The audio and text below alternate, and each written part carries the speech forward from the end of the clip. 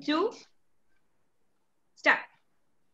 Hello everyone and welcome back to the Future Talks conducted by Prayaana Labs.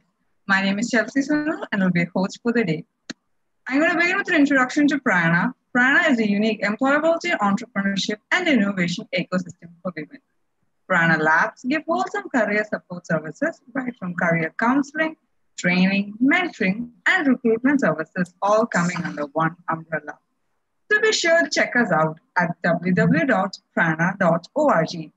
And in case you like what you see, feel free to join us by registering at prayaana.in or by downloading the Prayaana app. Now, this is basically a community hub. The idea behind this is to create a platform where women can come together, share their thoughts, their ideas, and even their queries with women of fellow interests, despite their geographical boundaries and locations. Now, we will also be starting hubs in each of your locations so that you guys can come together, start events, and go on ventures together. Now, this is Prayaana Collective. Prayaana Collective is a venture of Prayaana. It is unique in the attribute that it's India's first e-commerce platform that is dedicated to the empowerment of women. The platform is uniquely designed with an attractive affiliate marketing model where all the customers are given an opportunity for lifetime savings and earnings. So in case you're looking for authentic handmade products, we have plenty of those made by extremely talented women. So be sure to check us out at www.prakol.com.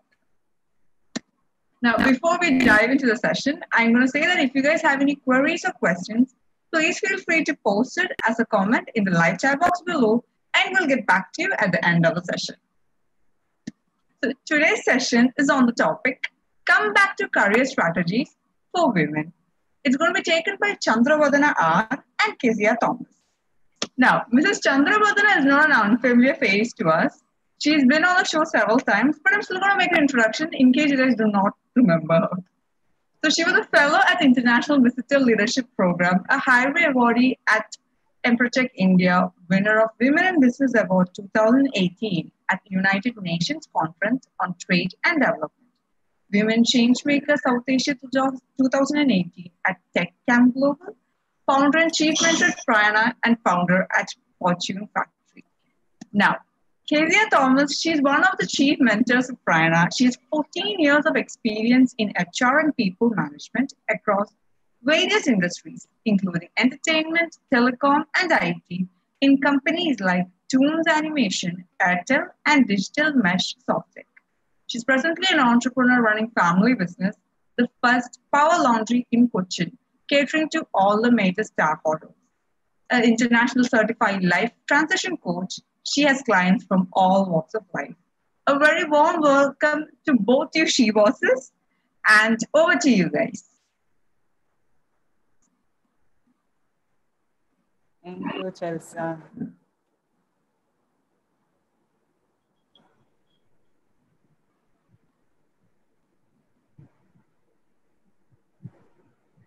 Hello. Hello, you're audible. Yeah. Okay. Is Chandra there?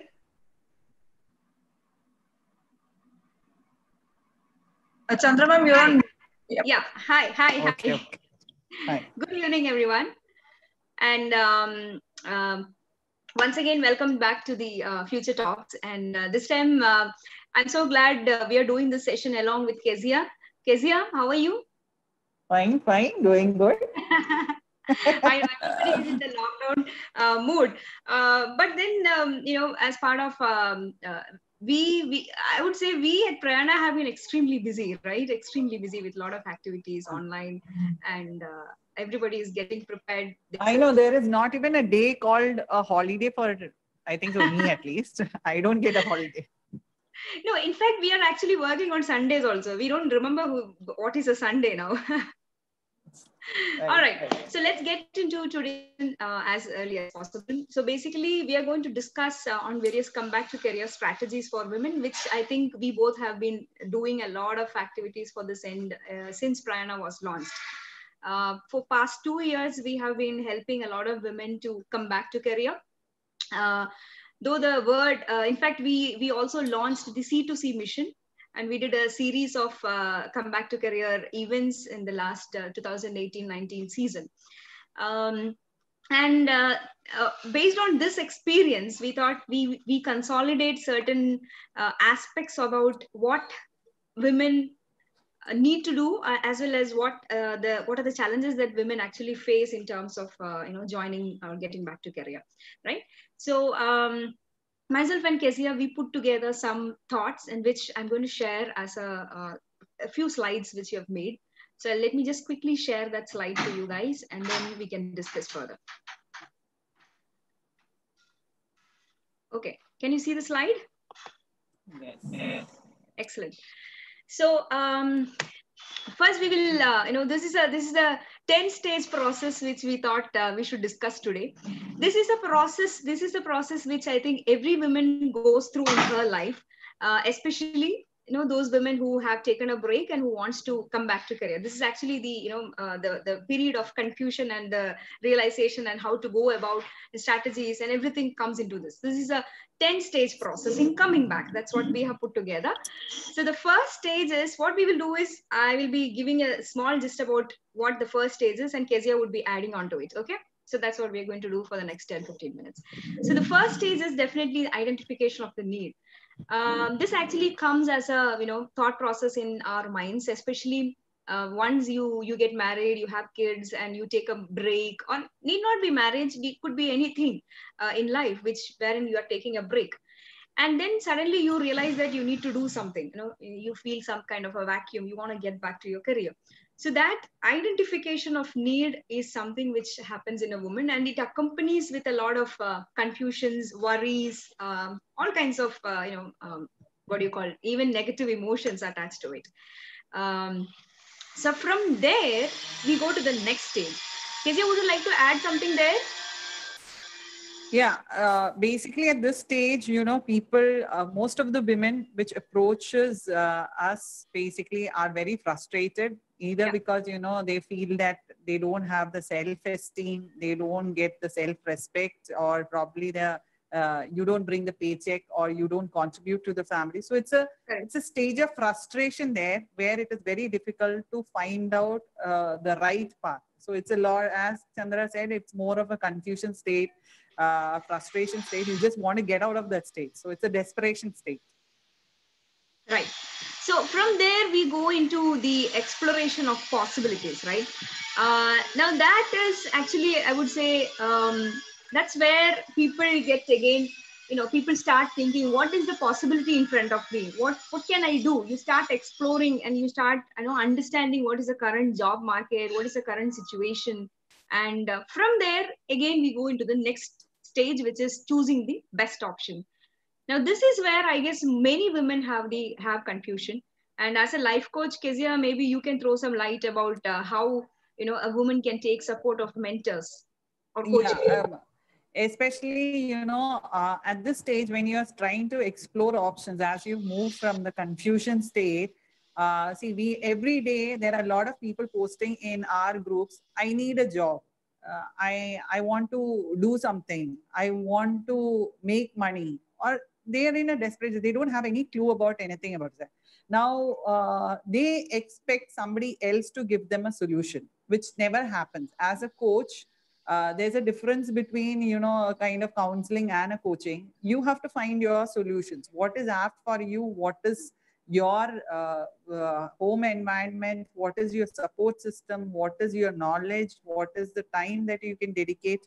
These all are important. So when you try out a possibility, what are the possibilities? Are you able to go out of home for a work, or are you do you want to do a work from home? Do you want to start a business of your own? Something you have to explore. What is your possibility? Now you can't come to anybody else and say, I need a job and please help me to find this out. That you will have to find that out.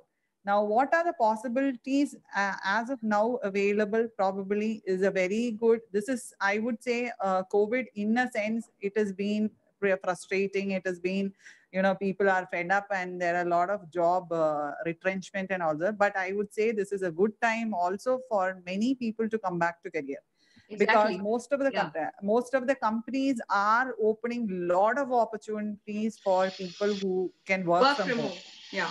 Yeah. So In fact, those that is one explore. area. That is one area which we were discussing the other day also. The opportunities for women in terms of gig economy, like sitting at home, working from home, and we are also transitioning from the concept of job or career to, let's say, doing projects. So you have a particular project, you finish it, and you get paid for it. So this kind of a model is something which is going to rule in the coming few years, at least post COVID. That is the kind of HR strategies which companies would be interested to adopt, I guess. Right? Yeah, We need to find especially. out which is the best option for us. There may be 10 different possibility in front of us. No, And this most of the yeah.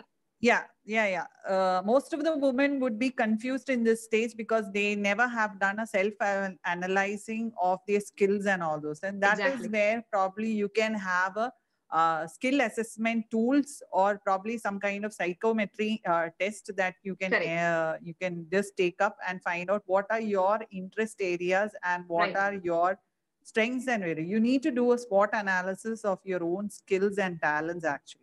Right. And that is precisely we have been doing in our coaching sessions. We used to give a lot of psychometric tools, personality test, and also we used to help these women to understand, their strengths, weakness, and as you said, their capabilities, their interest. And most importantly, in our kind of, in the career coaching, which we used to do, I think currently, I think in the past 3 months, we have been so busy that we did not, engage in that. We are not but done. but before that, while we were doing this, we used to actually look at, as you said, the social as well as economic possibility, as well as their entire background. For example, you might be remembering the cases of certain women who are highly qualified, who wants to work, however their mother-in-law doesn't allow, right? These are cases we have been dealing with, right? So I mean, for them, they want to sit at home and do something. They don't want to go out. And there is another case, for example, the girl or the lady has a very small kid and there is nobody to take care.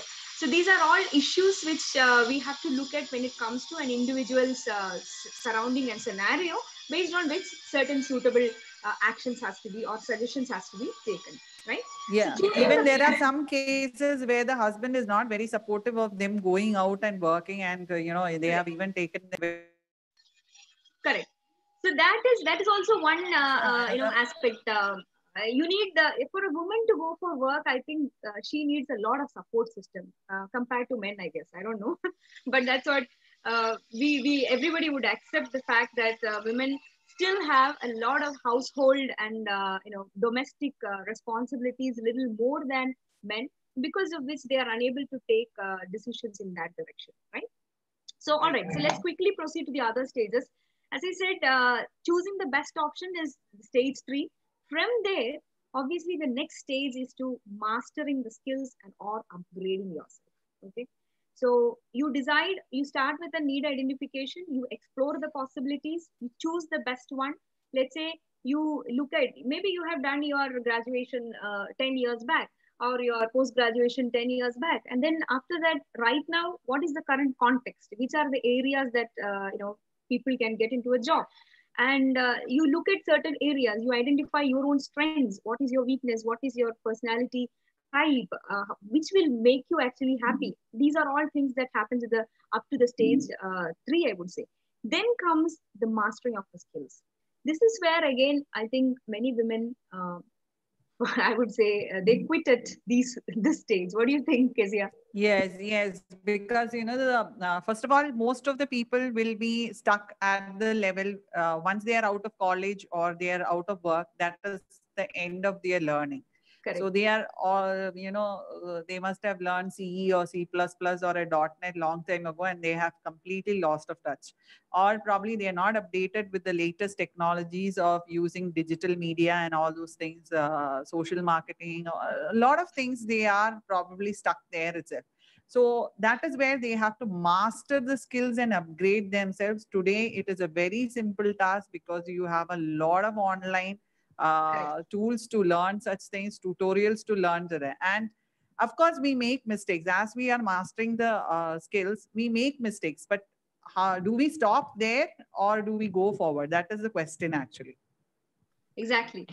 So mastering also require an effort, consistent effort towards it. Sometimes it may take few weeks, sometimes it may take months, sometimes it may take years, because probably we have been, idle for a long time. Idle per se, you have not, spend your time on something, on a skill.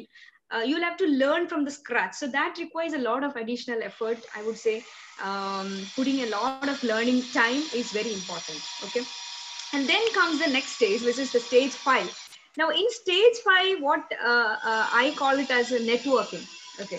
So once you identify that, let's say you want to become a digital marketer. Okay. We'll start with an example that sounds easier.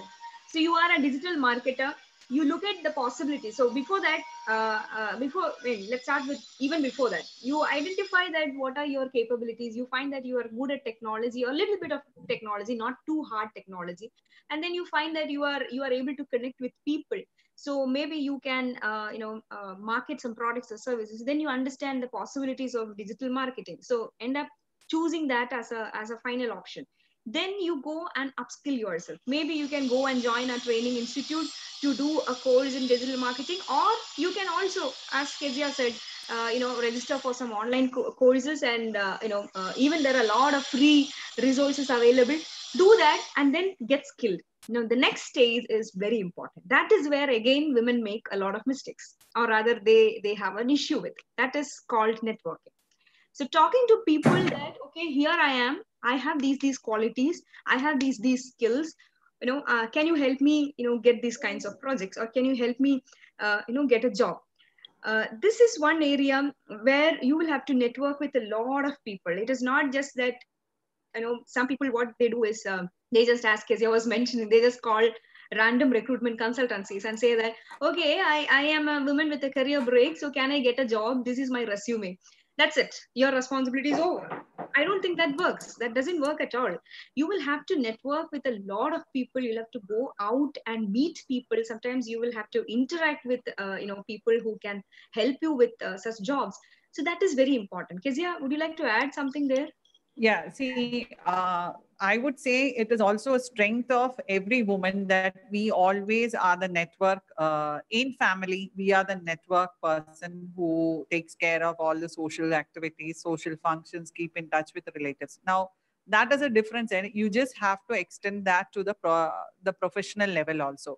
Now, it is very important to find out who are your colleagues, who are the people out there who are able to help you out. And I would say from an experience level, sometimes, I randomly pick up some candidates from a reference, or probably I've networked with them and I found them quite smart and they are good profile. So I just asked them randomly, are you looking for a job? So it's a world where this formal selection processes and all those things are now a little more fading out. It's more of references there, especially for certain profiles like HR or a sub function and all those things. Nobody puts out an ad there or invest on some website or Naukri or Correct. those kinds of sites. We always look at some references, and in fact, if it's a most of good the candidate. hiring in big companies also happen by employee referrals only, right? Definitely, definitely. And they get a good amount. I mean, it is the best option that HRs always resort to an employee referral, because you get a guarantee of that person. I can skip out probably the initial 2-3 stages of recruitment also. So networking is, and when you network, it is important that you make yourself known to that person, the important people in a group. There are so many people who will go for a conference and a seminar, and you'll sit there at a corner and finish the session, and then probably have the lunch or breakfast and whatever is being there, and then just walk out. No, you have to connect with people, make yourself known that, see, I am here. Right. So from there, let's quickly go into the stage 6 to 10. Now, this is again, I would say, each of these stages is where women actually, at various stages, they fall out. And because of that, again, we'll say that come back to career is difficult for women. So up to the 5th stage, if you can do it well, let's go into the next stage, which is the embarking. Embarking is basically you are actually joining a company, you are joining an organization, or maybe in some cases you're also starting an organization. Starting up is also an interesting comeback to career strategy. So once you embark into a journey, once you embark yourself to an organization, uh, the most important quality is that what an organization looks for is definitely how you are able to adapt to the surroundings, how quickly you can learn things, and how you are able to you have a learning attitude and contributing attitude. These are all things what an organization probably looks at. And one easy way to embark into a career, I would say, is to join as an intern. Okay. Now, this may sound as, oh my God, see, I come with a post graduation with an MBA, 10 years of experience I had, but after that I had a break of 10 years. So right now I am jobless. But how can I go as an intern? And that is the attitude many people have. No, if you think like that, probably you will not, you won't reach anywhere. The possibilities of internship is huge, I will tell you. Why? Because when you intern as a person, as an somebody in an organization, internship, maybe the salary or the stipend is low, but you can learn current things, whatever is the latest thing, whatever you have not you have left behind in your career for long. I think that is an opportunity for you to try for learning latest things, and also to get if you have a good boss, then your life is settled, I would say, because you don't have to worry much about getting your confirmation and going ahead.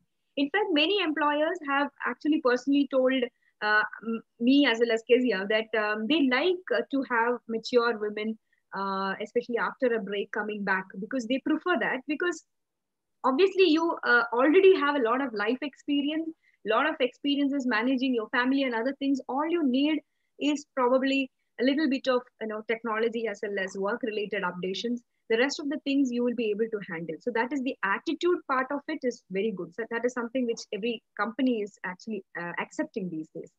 So embarking, I would say, how to get and accept an offer, and how to take up an opportunity. Kezia, would you like to share some mistakes that women make when it comes to accepting an offer? Yeah, sometimes what happen is that you suddenly, this is a common mistake that most of the people do, that, how can I join in as an intern? That means, I have such long experience and then becoming an intern. That's so, and the second thing is that probably money.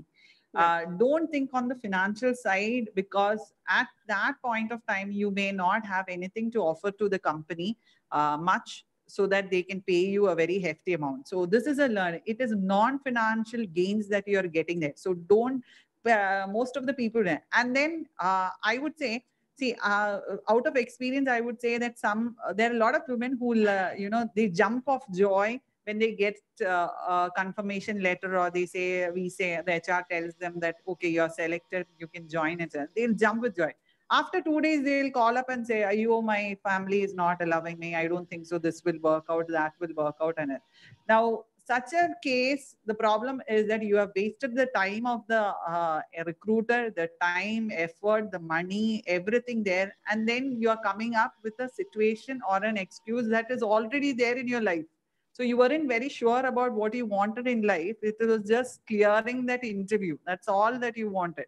So that creates a negative impression, actually. So before you join or you embark into a company, make sure that you are serious about it, and also take it a lot of opportunity. It is basically to get you tuned to the culture of the corporate. You will have deadlines, you will have a boss, you will have reports to make, you will have a lot of things on your hands at that time, which will help you to grow as a professional.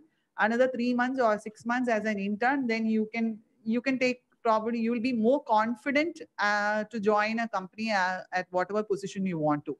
Exactly.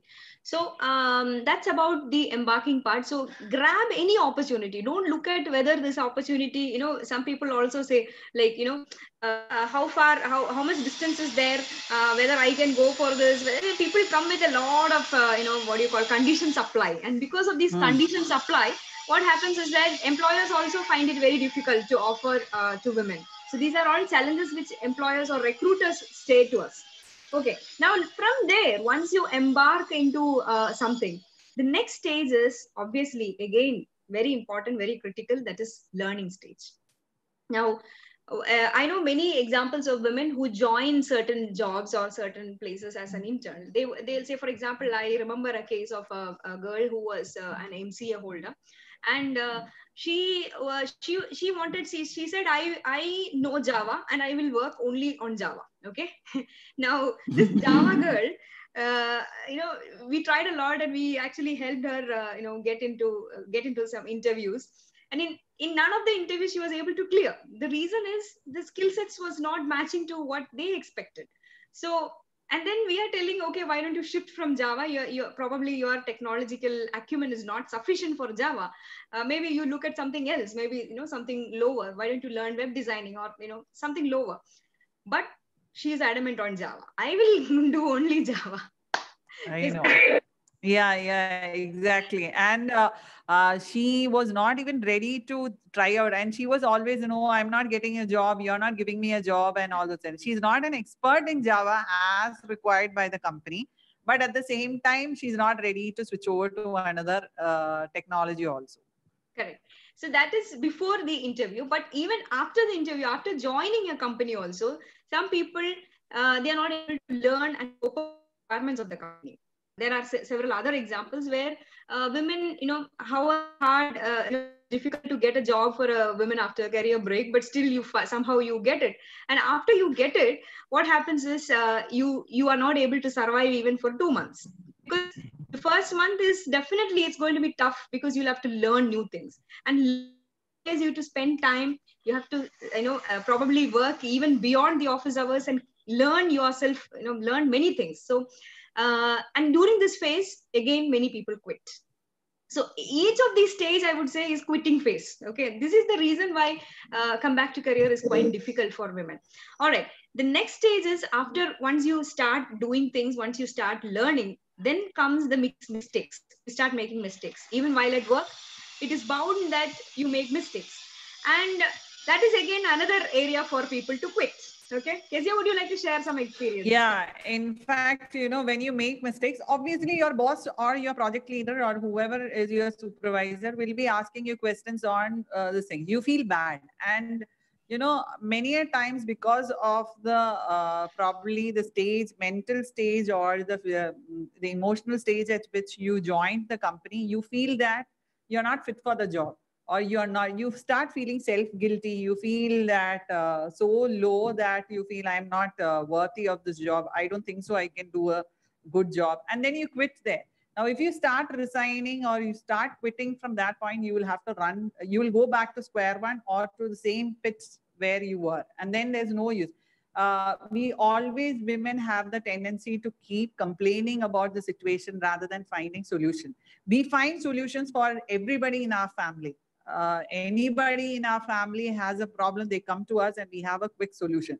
But the only person probably the only solution that we can't find is only for ourselves. So we have to somehow move from that mistake. We make mistakes, but take it as a learning mistake. Don't think that somebody is blaming you. They don't like me. My boss is very partial. He doesn't like me. These are all kind of emotional dramas that happen at that stage. So that we need to be, that is a quitting point also.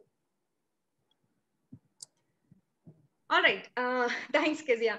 And, as you said, when a boss just, says a little bit of firing, the person actually, emotionally drained, starts crying, and then, no, this job is not fit for me. I am not fit for this. These kinds of dramas happen. And then another aspect, another funny thing is that, what happens when you have work pressure is that you go home and then you talk to your husband, and husband says that, no, this job is too much stressful for you. You quit it. Okay. So these are the all, first thing that they will say, they will start complaining. Exactly. And also there is another scenario, which is the most common mistake that a woman does at this stage, is that they make mistakes, they get a firing or probably they get a negative feedback. They go home and they decide for themselves that they're quitting job. Yes. They're not fit for it. They just start thinking that I'm not fit for this. Okay. So fit for it, and then they will just come back and say, I'm resigning. Yeah. Then, Sometimes they don't even say that. They just, come to they just send an email. Sometimes no email also, you are missing from no the next day email, on. they'll be absconding. We have to hunt them down. Is there coming? Is there a problem? What is happening? See, these kind of ambiguities happen when we engage a woman after career break. That is one main reason why employers are a little hesitant to take people. Yeah, very apprehensive about taking a woman. Actually, the fact is that in the case of women, it is not just the women who makes these mistakes. Every candidate, there are, if you look at the percentage of, if you're hiring 100 people, I'm sure at least 10 or 20 of them make these kinds of mistakes. But this becomes significant, and this actually creates a wrong impression in the employer's mindset because it is a woman. Okay, now that is again the aspect of gender stereotyping that our society has is facing. This is again an issue of gender and gender bias, I would say. Many employers think that, okay, though this problem, the same mistake is committed by a man, sometimes when it is committed by a woman, it becomes more drastic. That is how it is. So let's understand that bias. They can't handle the situation. Exactly. So let's understand that bias, as a woman, we may have to face this, but let's also understand that it is we who have to overcome this rather than putting the blame on the employer. All right. So that's it. So let's quickly go to the next stage, making mistakes, and after that, right?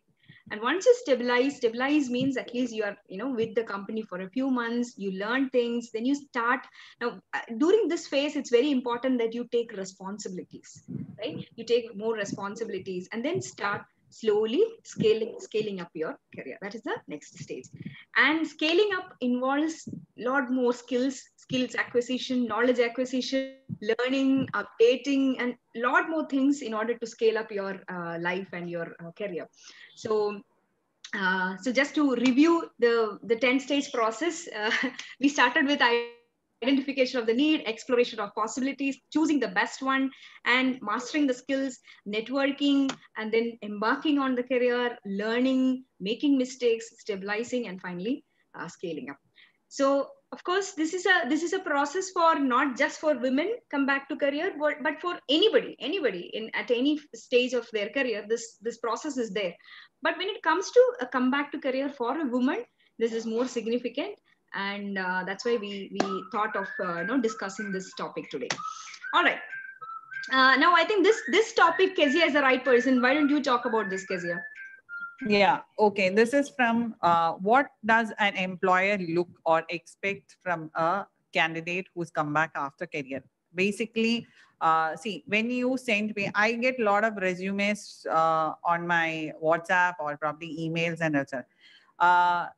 It is a very kind of very simple kind of not an updated resume. Some of them have not even updated their last employer, what they have done in the few years. Okay, we understand that you have had a career break, but it would be more appreciable if you can add what all skills you updated during this time.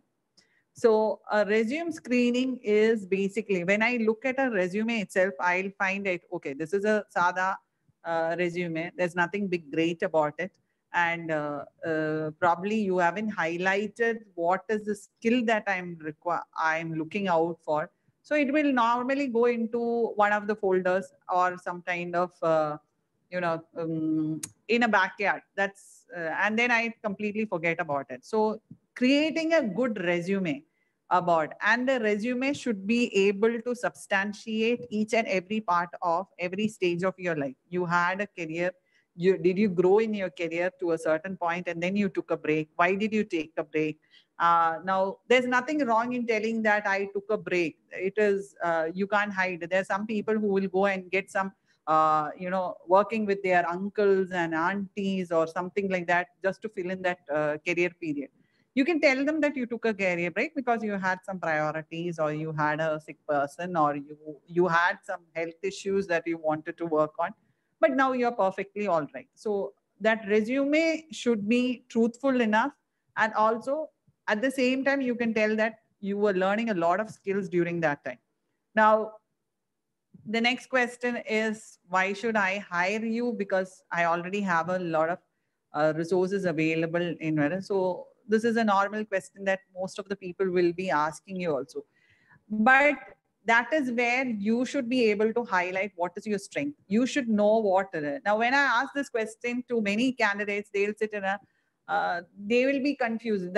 It looks like that's the first time they're thinking about themselves. You need to know what is your strength, what is your positive sides, how can you contribute to the organization.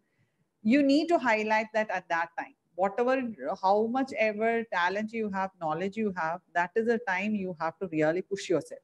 Now, the work pressure, see, the corporate world is to a certain extent, I would say, at a stage of work level, at completing a project level. As Chandra said, probably we are moving from a stage where we have a job to be completed and then move up. Instead of that, now we are going to have a project given to you and you have to take up the project. Now, at that stage, there is no male or female. You do it, you have to compete as equally with the guy itself. So your work pressure, definitely you will have your servants not coming home, you will have your kids, you will have your home issues and all those things. But that work pressure, are you able to handle those things, is very, very, very important. So those kind of situations, if you can, and also another point in the 10 stages is scaling up also. There are some people who join the company as a junior software engineer or probably a software engineer or whatever that middle stage there. They're very comfortable there. After 2 years also, you give them a promotion or you tell them, why don't you move out to a higher responsibility? No, I'm happy here. I just want to be here. I'll get my salary. That is all. Now, don't restrict yourself to just a money-making machine. You have to handle more responsibilities.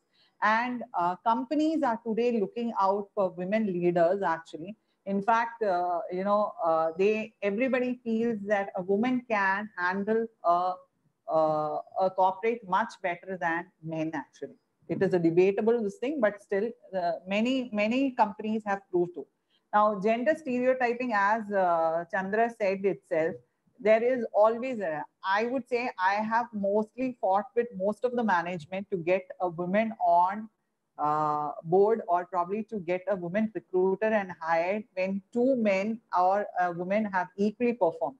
Because the first thing that my colleagues or probably my management would say that she will have hundreds of issues.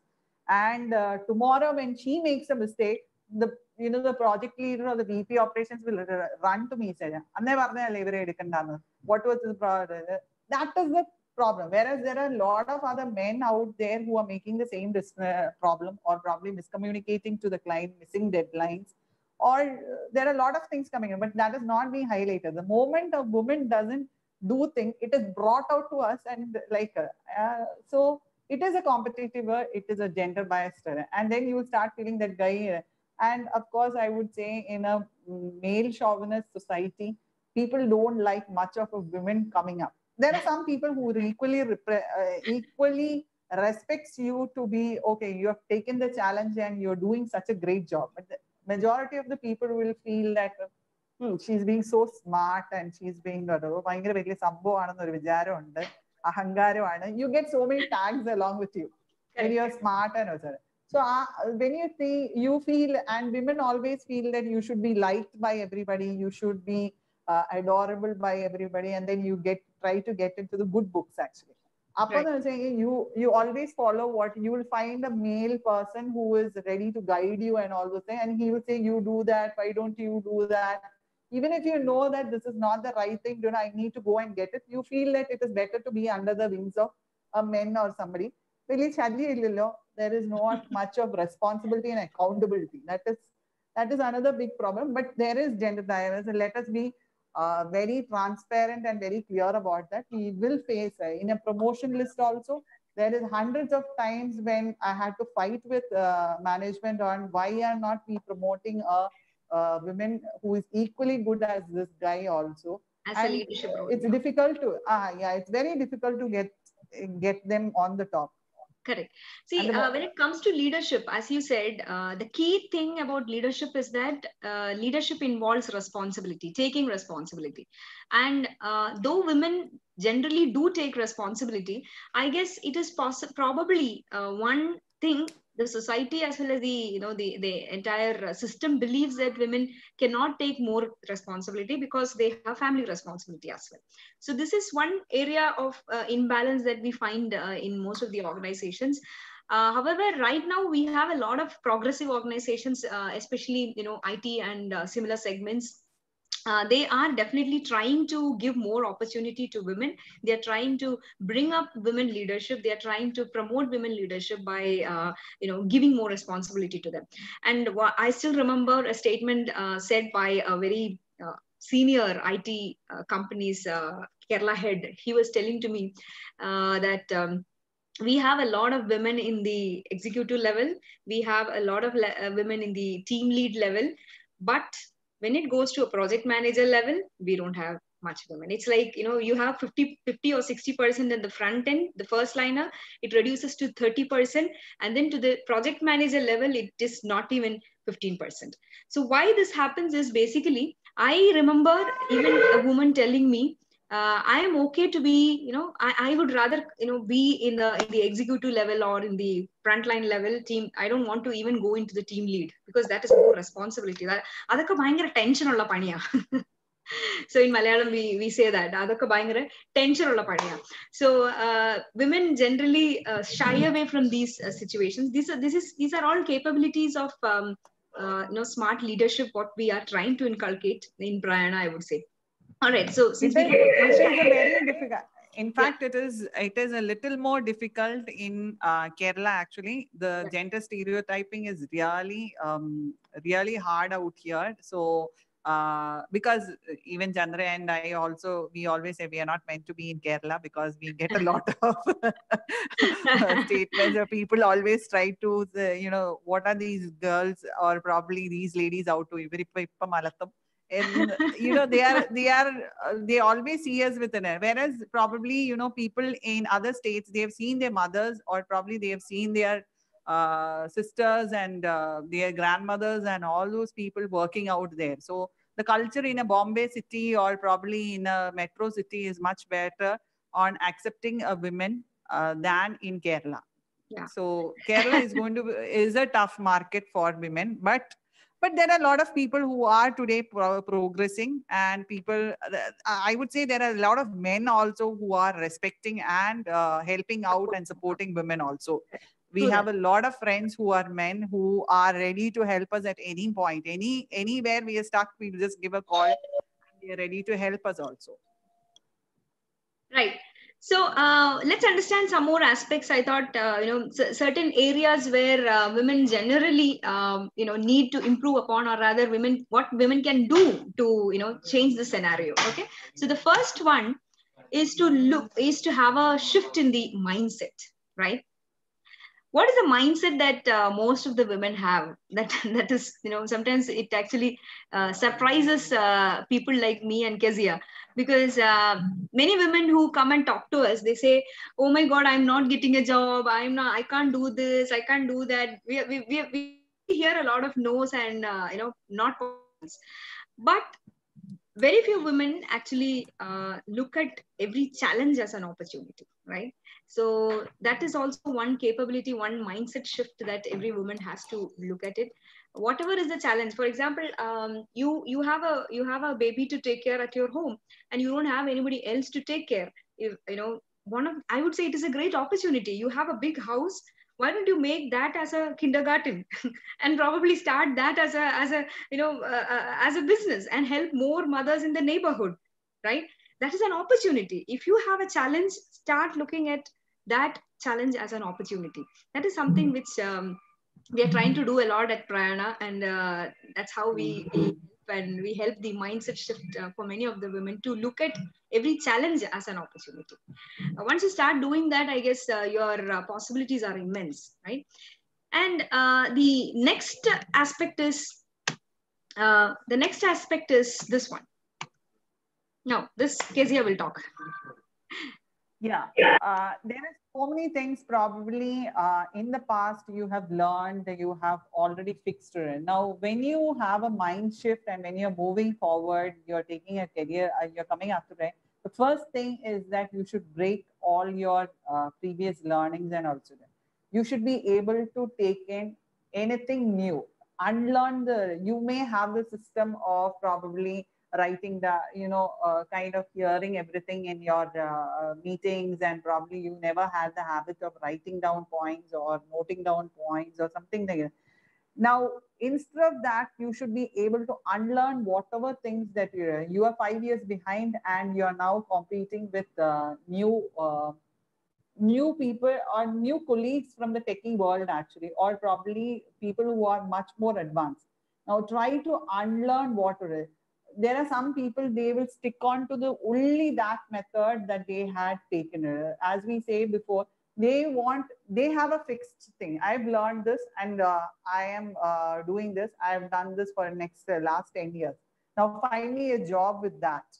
You can't find a ready-made job from that, actually. You have to unlearn yourself completely and relearn whatever new things. You need to re-emphasize on the new technologies, new whatever media you have, new systems of the, every company will have a new system, actually, will have definitely a new system. Now, it might be a small thing as how to make a poster. Now, I want to start a small home-based business. Now, even if it's a cake business or something, I need to propagate something. I need to market myself. So I may need to learn how to make a poster. You can't go every time to a DTP center or a designer to it. It's costly. So how do I learn that? How do I now, a person who is good in baking cakes, they might think that, okay, I need to learn only new recipes and new cake, how to make new cakes. Why should I learn poster designing? Or why should I learn about how to market myself, digital marketing? Why should I learn that? But in this scenario, you are everything. You need to learn things, you need to relearn things, you need to unlearn things. It's totally learning. The moment you stop your learning, that is a full stop there. Right. That's very important what you said, Kezia. Let's move on to the next one. This is another aspect which I thought is very relevant for women. Joining hands with like-minded women. This is again, this is so empowering when you have people around you who can help you. So empowering to have women who can also support you in your journey, because the advantage over that is that when you have a group of women who are also in your similar planes or similar levels, what you can do is you can actually collaborate, you can connect with them, and come out with new ideas and new strategies and new startups or new ventures of your own. So these are all the possibilities of actually having a like-minded group. There are a lot of stories to talk about even in Prayaana.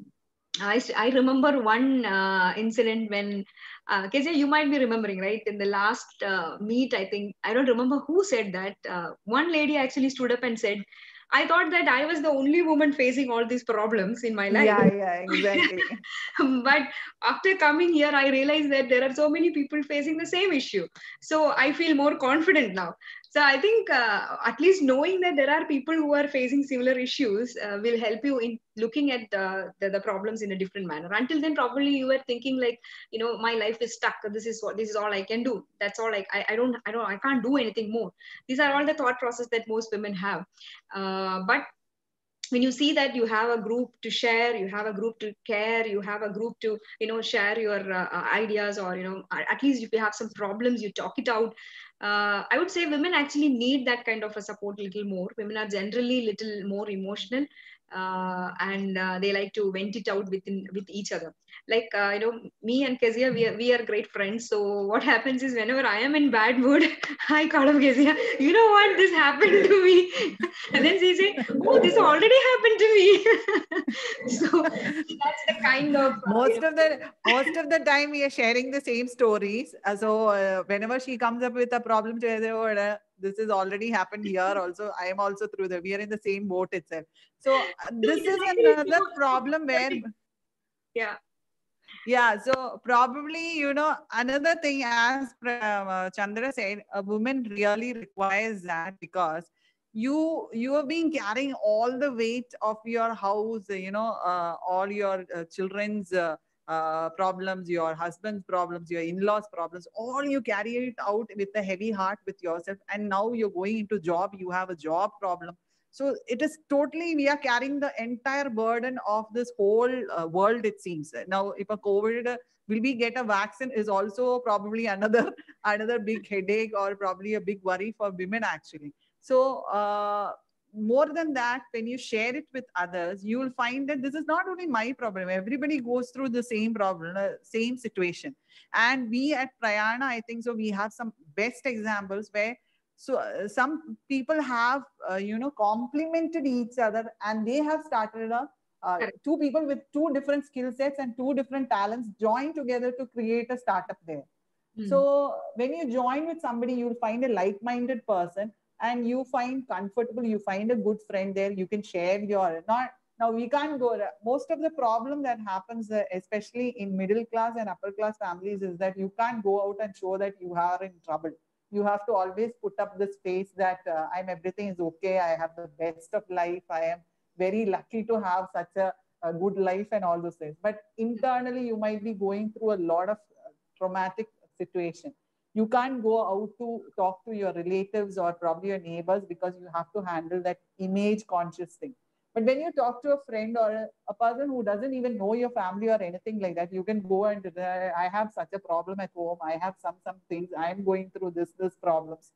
Then that person is a friend for you. She doesn't know your family or anything like this. You're just like talking to a stranger, but a good friend actually. Somewhere down the line, you get a wavelength, a good friend, and then you can build up on that. So Prayaana is one platform where we encourage people to share their problems and find solutions out of it. Now, don't, it is not like, you can come here and just vent out your problems, but from the problems, you find out a solution actually. Exactly. All right. So due to time constraint, we are not explaining much. And this is one another quality which I think Prayaana has. Yeah, Prayaana has, but we are trying to.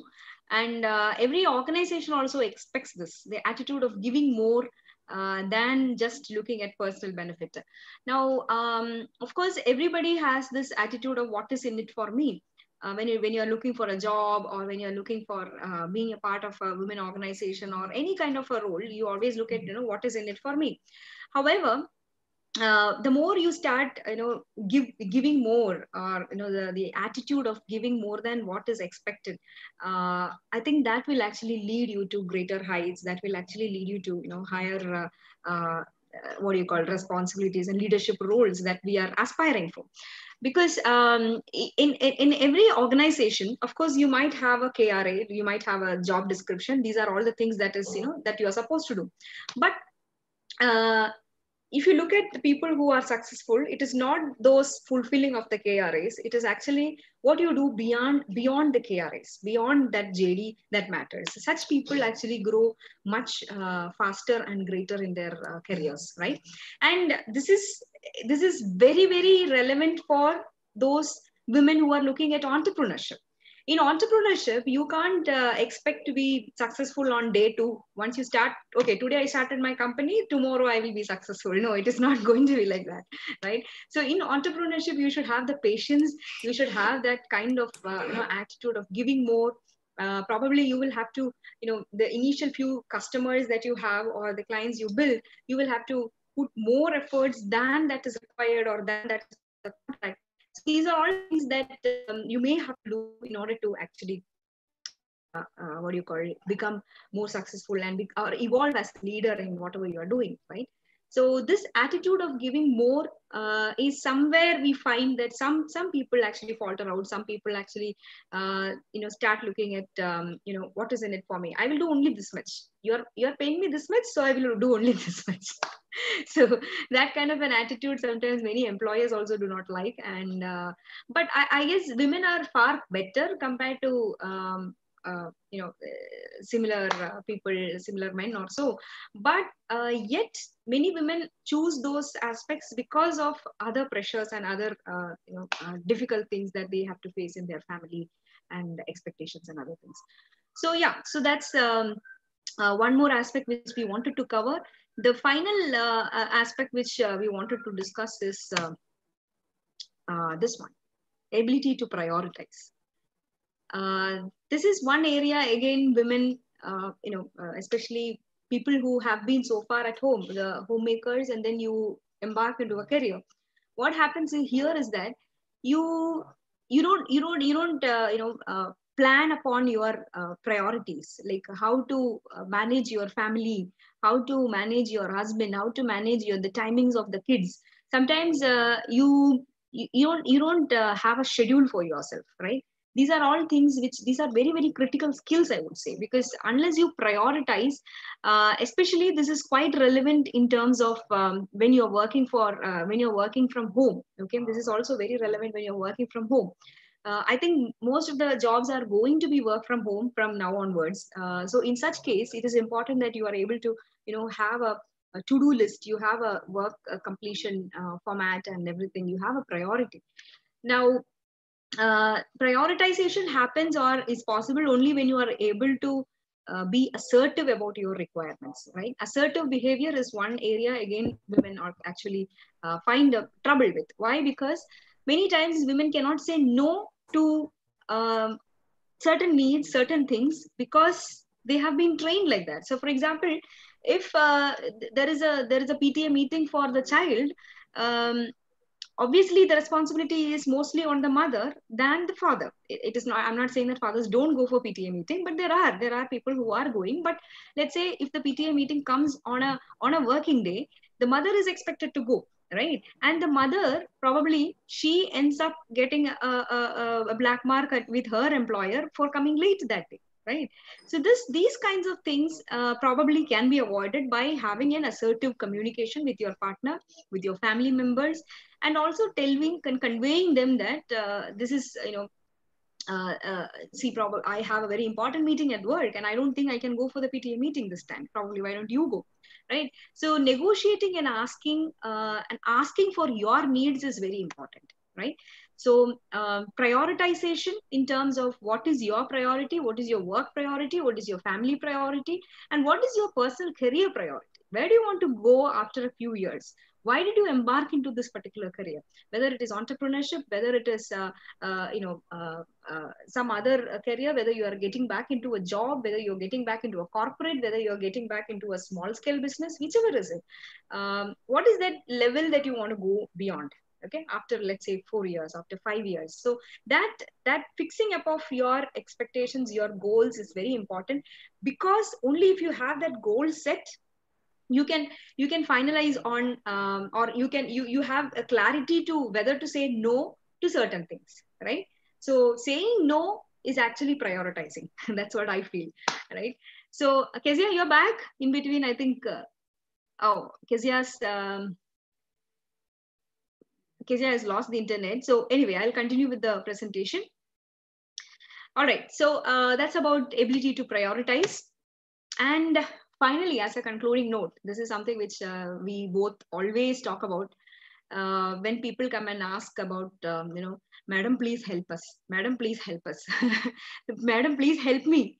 So there is only one person who can actually help you, and that is yourself. Okay. And this is something which I always keep telling to everyone. Kezia, are you back? Yeah. In fact, we would always say, I always tell everybody, there is this book called Men from Mars and Women from Venus. And there are some characteristics of women where, women always like complaining about her problems, her situations and all those things. Okay, we understand their situations and all those, and we offer them some kind of solution. Right. When we offer them, oh, that is not possible. I don't think so. That will happen. Okay, then why don't you try this? But there is some problem there. So they are not ready to take up solutions actually, because you still want to brood over your own problems and worries and sorrows and all those things. So if the only person, that is why Prayaana is not a recruitment agency or is not a kind of, finding out jobs for you and nothing there. We are just helping you. It is a coaching place where we will help you to find your own solutions and identify your problems. Suppose you don't know what is your problem, but I feel something, I don't think so. This is what I want in life. I don't know what is wrong. There we will help you to find out what is your problem. okay, once you find your problem, you will find a solution. What is best for you? Because we can't dictate things. Exactly. Now, whether you want to work from home, whether you want to go for a job or you want to start entrepreneur, that is up to you. Now, do you have a mother-in-law to take care of you? Do you have a full-time servant or a domestic help to help you? Or do you have a supporting husband to take care of you? That is your situation.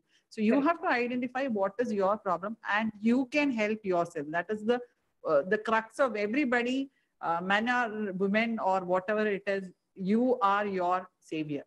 Exactly. So, helping yourself is one key. I mean, what do you call empowering? It's actually so empowering when you help yourself rather than depending on somebody. Okay. So, I still remember many years back when I was, recently married, and I did not, though I got my driving license on the age of 18. I did not drive car or two-wheeler. Okay, so so what happened is I used to wherever I want to go, my husband takes me. So I used to sit in the back of his bike, and we used to travel like that. So I was so much in a comfort zone, so much in a, what do you call it? Every time, even if I'm standing in the road, I just call, "Hello, can you please pick me up?" And then he comes and pick me up. So this is how I was used to, right? But I think maybe when few years down the lane, when my son was actually hospitalized for some fever or heavy fever, pneumonia or something like that. At that time I was in the hospital, and I got a call from my boss. At that time I was working in a college. So call from my boss saying that you have to come and report and sign the leave letter. You cannot just take leave like that. Okay, so I called in the morning and said I want to take leave. So he did not approve my leave in the morning. So I had to actually travel from the hospital to the college and sign the leave letter. So for this, at that time there was no. It was little early in the morning, and there was no auto rickshaw or bus or anything like that. It is quite near only, but still I had to go. The only option in front of me at that time, my husband was also not in the hospital. So the only option for me was to actually take the two-wheeler, which was parked in the in the parking lot, and go. Though I had learned driving, I have not driven before. So situation actually led me into actually driving this scooter. Okay, but ever since I did that, I felt so empowered. I felt suddenly that I am not dependent on my husband anymore for driving or taking care of my travel needs. So ever since that, I have been driving my scooter or car or whatever. Right now, actually, I drive and he sits on the left side. So that's how things go. So it's so empowering. In fact, I would say that every woman who comes up, I always tell them, first learn your driving and take your driving license. But still somehow learn your driving, because it makes you a lot of independent and it gives you that women empowerment. First thing happens there. Sometimes we feel a little guilty because of probably, as you said, husband sitting at the side. But in my case also, Chandra knows, I am the driver. I will cross everywhere. Wherever we go, whether I am driver. And we had very kind of crucial teaching places. She is, I'm her driver, my husband's driver, everybody's driver. So even if I don't get any kind of job, I say I'll end up in an Uber at least. Exactly. An Uber driver itself. So those kind of empowerment is very important. Correct. We should have more Uber women. Yes, we can have the question after this, right? After COVID, I would say. The first thing that I check out with every Uber that I get into is I'll ask them, is there a woman Uber? Is there a woman driver in Uber? So whenever they say no, I'll be like, okay, next one is going to be me. All right. So I think we have come to the end of this session. We have slightly exceeded the time. Chelsea, do we have any questions? Yeah. So the first question is from Jency. Okay. John. So question is, how do you overcome gender stereotyping? Okay. Interesting question. How do you overcome means there are two things. As a woman, overcoming gender stereotyping is basically, I would say, empowering yourself, right? You have to, you have to first understand that this is how the society is. This is how the society anyway will think about you, or maybe, plans, they have plans for you. But best thing is you should have plans for yourself. Okay, so if you have a plan for yourself, if you know how to manage yourself, if you know how to handle yourself, I don't think any kind of gender stereotyping can affect you. That's what I and Kezia have been doing, I guess, right? Though people will say that Yeah, you can't be into you can't be in the good books of everybody and being the best girl and the stereotype women image is basically you should be liked by everybody, you should be so sweet and acceptable with everybody, and that is what we try to do. But the more we try to do is that we always try to be under the wings of somebody else. We right. don't want to move forward because we are quite scared. Am I doing the right thing? What will people think about me? Don't think about it. If you're sure about what you're doing, just go ahead. And people, in the beginning, they might feel a little bad or they might pull you back. But down the lane, out of my experience, Andhara's experience, after some time, they will be applauding us and they'll be the first people to congratulate us and, come and Exactly. kind of appreciate us. Exactly. See, gender stereotyping and overcoming it is different aspects are there. We just shared in the personal side what we can do. We always like to take responsibility for ourselves. Like we can't, it's called internal locus of control. We can't like keep on blaming that the society is like this. What can you do? So on that aspect, I would say one is knowing more about yourselves, knowing more about your priorities, understanding, what are the things that you want to do in your life, and also trying to create a plan for yourself. Right, most of the women do not have a plan for themselves, most of the women, I would say. Because of that, others keep planning for us, and then we say that then the stereotyping this that. So instead of that, if you have a clear focus, if you have a clear plan for yourself, and if you are able to handle the stresses and handle, say bye bye to people who who are not able to match And your expectation. also to a certain extent, if you can also let others know what your plans are about. Like suppose you have a plan, a career plan for yourself, and you're sure about it. You want to talk to your husband, make it very clear to them at the beginning itself. See, I want to grow up and I want to do so and so things. I want to achieve these things in the beginning itself. It shouldn't be out of a surprise that you're doing something and you're achieving something, and then they say that then they'll start guilting, and then they'll feel like you're not being the good wife, the good mother, and all those things. So make it clear to have an open discussion with them. Talk to them and tell them, see, I have plans like this, I feel I want to do more and all those things, and then try to get them on your side. The thing is to get your husband on your side. Right. And looking at the other aspects, gender stereotyping generally in the society, it's very high anyway. So that again, it takes time to evolve. I would say this generation is far better compared to probably a previous generation. Or maybe if you look at my mother's generation or my grandmother's generation, it would have been worse, right? So I would not accept many of the things what my mother or my grandmother would have done. So things are evolving, and obviously my daughter will not accept certain things which I am accepting right now.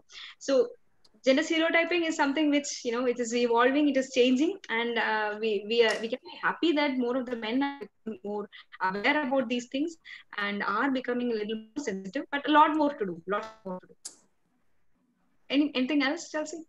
Yeah, so one more question. So you guys suggested about, upskilling, and there are a lot of online platforms for the same. So could you suggest a few platforms?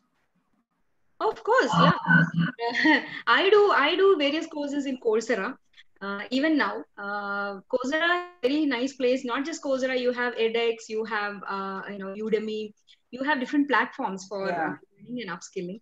And the advantage with these platforms is that you can actually sit at home, sit in Cochin or in the remote corners of Kollam or Trivandrum, wherever you are, but you can get a certificate from University of Michigan, University of California, and everywhere. So that is possible today, right? It was not possible 10 years back, right? So today it is possible. So that is one when it comes to the skilling part.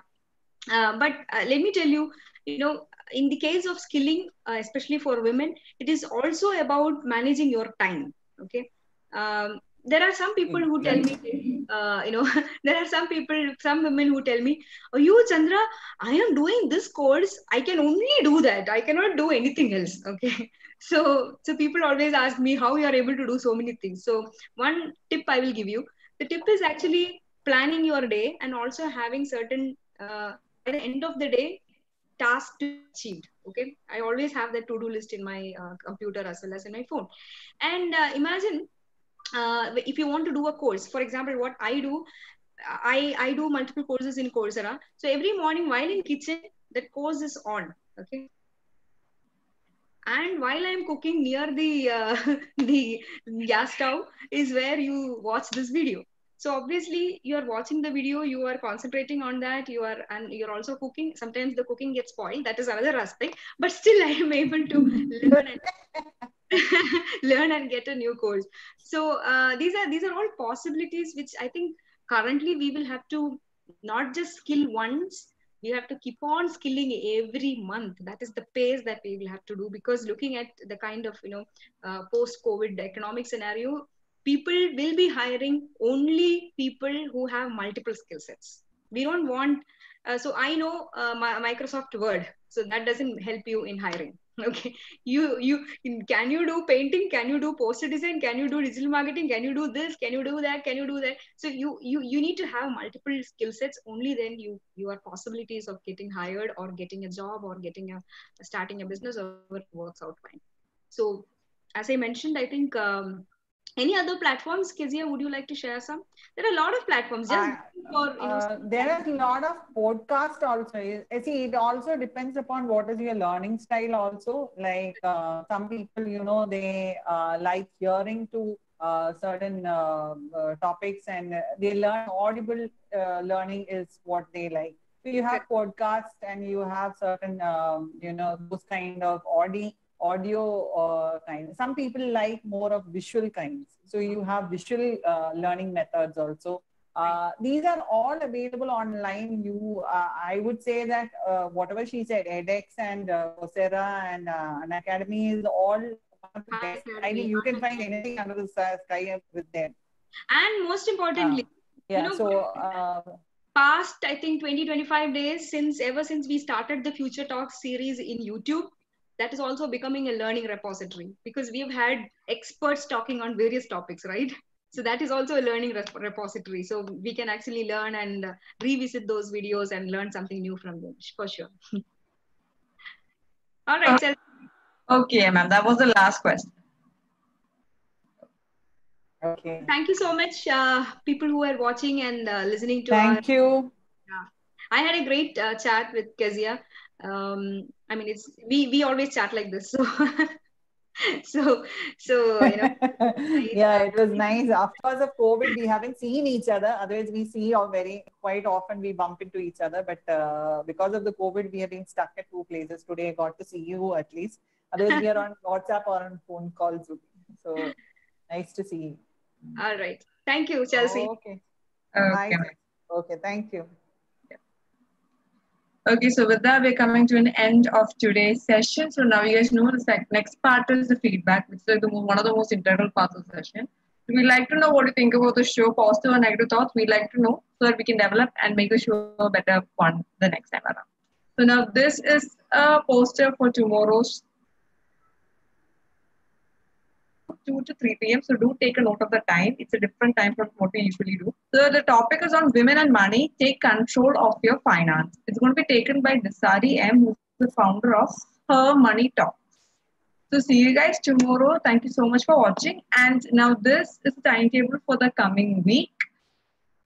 So we are at Tuesday, and now tomorrow's I've already announced, which is on Wednesday. So the time again, and let me tell you the time. It is from 2 to 3. Now on Thursday, we have a talk on the topic challenges of women entrepreneurs in Kerala. It's going to be taken by Mr. Francis E.J., who's a trainer and mentor, strategic innovation, design thinking, entrepreneur strategies, and stress management. On Friday, we have a session on the topic gender bias and communication at the workplace. This is going to be taken by Dr.